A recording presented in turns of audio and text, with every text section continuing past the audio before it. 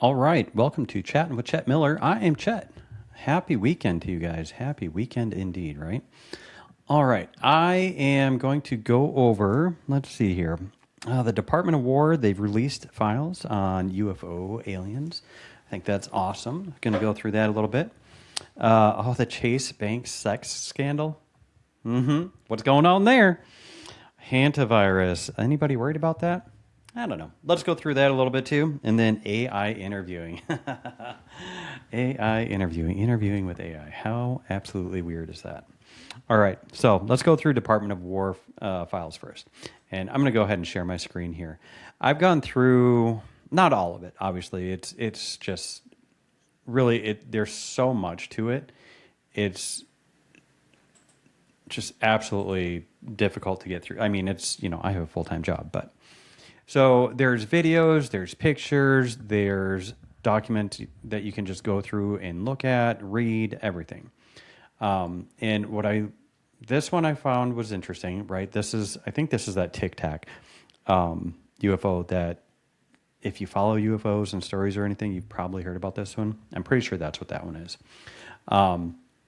So this is the site, and it's, again, this is from WarGov UFO, okay, which is where they release the files. So it's actual site photo with FBI lab rendered graphic overlay depicting corroborating eyewitness reports from September of 2023 from an apparent ellipsoid bronze metallic object materializing out of a bright light in the sky, anywhere from 130 to 195 feet. So, about a 60 feet variance there, because obviously people say different things. So it disappearing instantaneously. All right, so let me read that again. So it appeared, depicting corroborating, materializing out of a bright light. So there's a bright light, off the ground, and this thing comes out of it, and then it disappears instantaneously. I'm curious how many people saw that. That's what I am curious about. I'm curious, who sees this? What are their stories? I find that interesting. I wonder if we'll be able to read that. If I can find, I or anybody can find the corroborated the stories. You know what I mean? Like whatever the eyewitnesses said. Can we see those files as well? Because I didn't see them yet. Not saying they're not there. It's just I haven't seen them yet. So again, it's a lot of information to go through. Anyways, it is very, I don't know, it's fun. It's certainly fun to go through all this. A lot of it, like you can go through where there's a video or whatever, and you can kind of look to see what it is. I noticed a lot of it, and a lot of these were old, like 2001 I saw on some of them. Let me see where I'm at. Let's go to 3. See what's there. But there were videos, and let me see if any of these, no, of course I'm not in the right spot now. But anyways, what I noticed is they would have almost like nowadays, like a drone. That's what a lot of those videos look like. It would just like fly over buildings fast. And there's a lot of drones nowadays that are fast. So who knows? Maybe these were early versions of drones. So all the redacted files. And I will say to look at these, because you can see how small the print is, I would have to download them, each one of them. So again, it's easier for me to view these on my phone,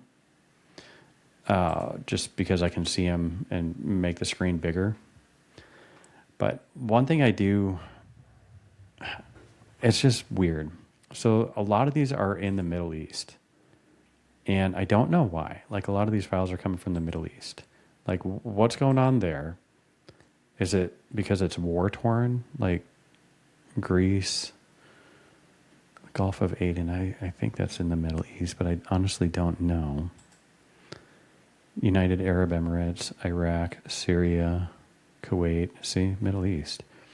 And is that like the U.S. government taking these videos and from their surveillance? That'd be interesting. Anyways, fun to go through. I would absolutely recommend going on and looking at some of this. See what you find, see what you click on. It's certainly a lot of fun to just kind of go through and be like, yeah, that's weird. But anyways, have you ever seen a UFO, a UAP, an alien? What have you seen? All right. Chase sex scandal. This is interesting. So I'm going to actually read. I wasn't going to, but I certainly think it's interesting that this can happen nowadays. So the plaintiff was Chirayu Rana, and then the defendant was Lorna Hajdini, and they were with Chase Bank, Chase and J.P. Morgan Chase and Company. It was a sexual harassment and racial discrimination and retaliation. Okay, that was the case type, which is interesting, especially the retaliation. Filed in New York, filed on April 28th, 2026. So right now, it is withdrawn for corrections, and that happened on May 1st. Damages sought, lost earnings, emotional distress, reputational harm, punitive damages. So, it looks like they're asking for a good chunk of change. So, I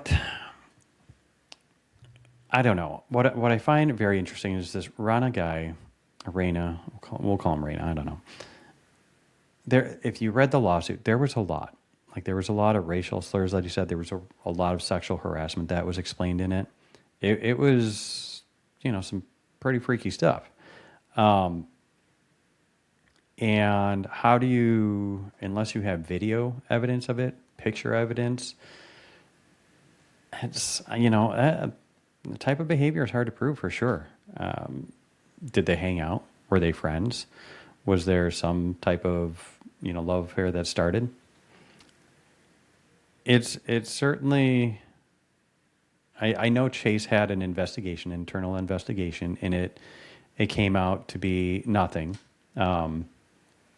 And so essentially, Reina accused Hajdini of forcing him into a sex slave situation, which included bizarre, serious allegations of drugged encounters and threats, right? And I know the bank and Hajdini both, they declined or denied it. Hey, this didn't happen. And again, I told you the lawsuit was withdrawn. So maybe there's issues with what happened with the claims. And the one thing though that I'm wondering about is what's going to happen to what's going to happen with the which part was it? Retaliation. And because that's very sensitive. If I file some type of complaint like this, right? And I do it on good faith. I'm saying, hey, this is what happened from my perspective. This is what happened. The company is going to do an investigation. And what happens after that if my boss or, management, leadership, HR, or whatever, if there's a retaliation, and the retaliation can, vary, a lot of different types of retaliation. Maybe they take away my access to things I would normally be able to do. So if my work performance is fine, I'm still performing my job, and they start taking away my access to do my job, that could be a form of retaliation. If they put me on a leave without a valid reason, now, could the lawsuit be a valid reason for leave? I would think so.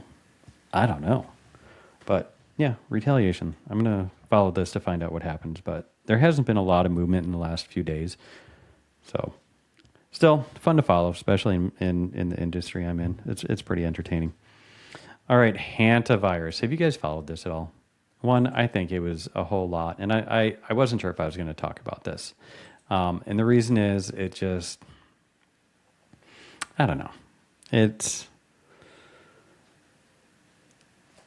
I don't know. It seemed like a bit of an overkill. I'm glad we know, so we can do our research, and maybe that's why I'm talking about it. So, it knowledge is good, I think.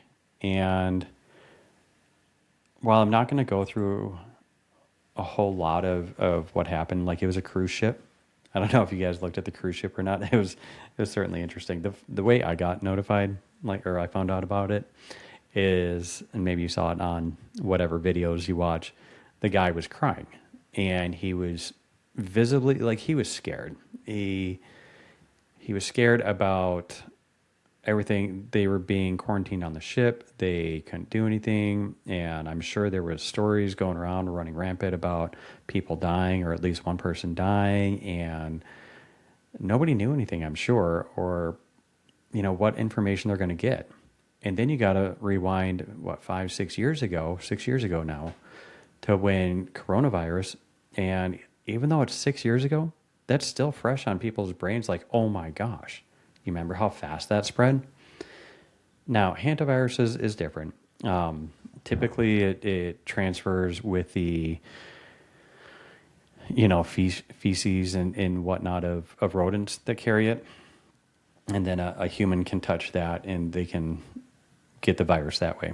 That's my understanding of it. If I'm wrong, please feel free to correct me.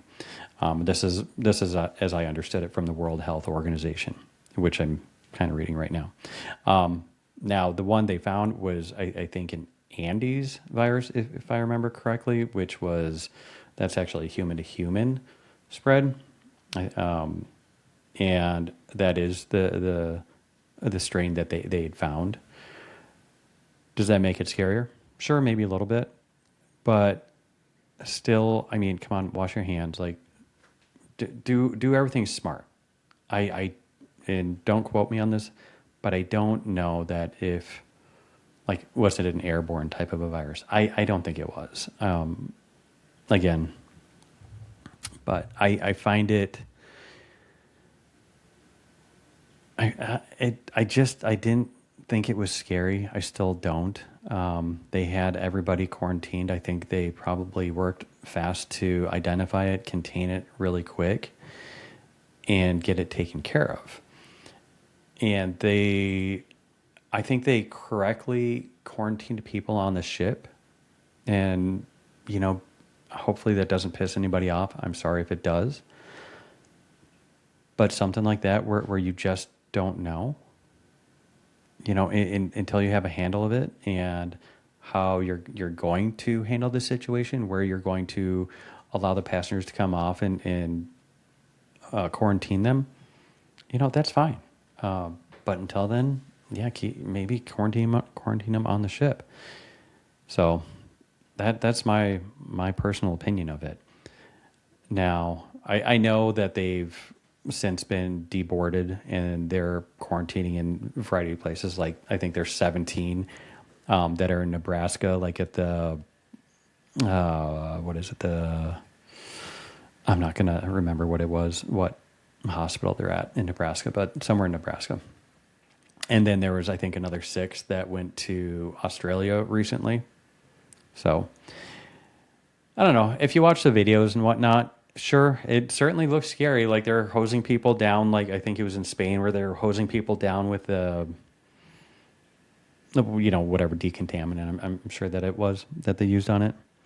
I will say I thought there was probably some fear spreading.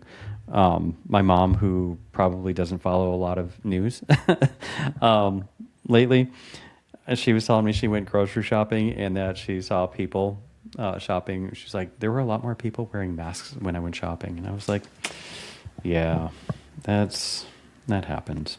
But I'm curious what this does for the cruise ship industry, though. Like, coronavirus, probably, it had to just tank the cruise ship industry. And I remember, or I think I remember when coronavirus happened, I think I remember them quarantining some of the ships way back then, if I remember correctly. But something like this, like, do you guys go on cruises? I would. I probably still would. I think overall, like they keep their ships clean. Again, if anybody knows different, correct me if I'm wrong. It would be. I'm curious. What I really want to watch is the investigation to see how this came about. Did somebody get on the ship? And maybe this is out there and I just haven't seen it yet. And if you know, by all means, let me know. Did somebody get on the ship that had the hantavirus? Or is it something that somehow got on this ship, maybe food or whatever? I don't really know. And that's how it happened. I'm very curious what the investigation will uncover or has uncovered with that. I haven't seen it yet, and I've looked through, I would say, quite a bit. But again, maybe it's out there and I just haven't seen it yet. So the other thing I was wondering is how else it could affect the cruise lines is, are they going to start being regulated heavier? What I mean by that is, will passengers, if you want to go on a cruise, you need a vaccination card and you need to show all your vaccines. Okay, well, those can be frauded or forged, and a lot of people aren't going to do it. So will they take the pay cut? Or the not pay cut, but I mean, the hit in how much they make. Or maybe they'll require a blood test, a cheek swab before you get on the boat. They have a thing, they put it in there. No, there's no sickness. Come aboard. Come hang out with us. I mean, I wouldn't. I don't think I would do any of that. And maybe it's about my freedoms. I don't know. But at the same time, when you get on a boat, you're giving it, or on the cruise, you're giving up your freedom a little bit. You have to abide by the ship's rules, and you have to do all that. But yeah, I don't think I would. If they're gonna implement rules like that, and I'm not saying they are. I haven't heard any of that. I'm just saying, if it happens, are you guys still gonna go on cruise ships? I probably wouldn't.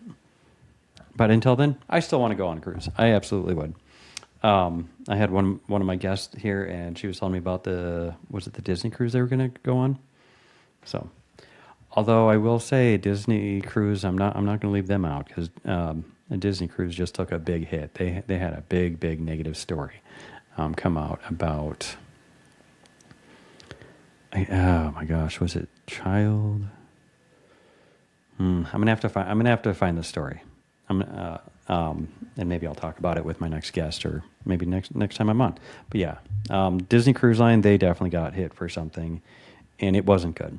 So, all right. So AI interviewing. Have you guys seen this? So, I don't know. When I scroll on Instagram or even some internet sites, there will be so many advertisements for AI to help with your job search, with your interviewing, with really anything.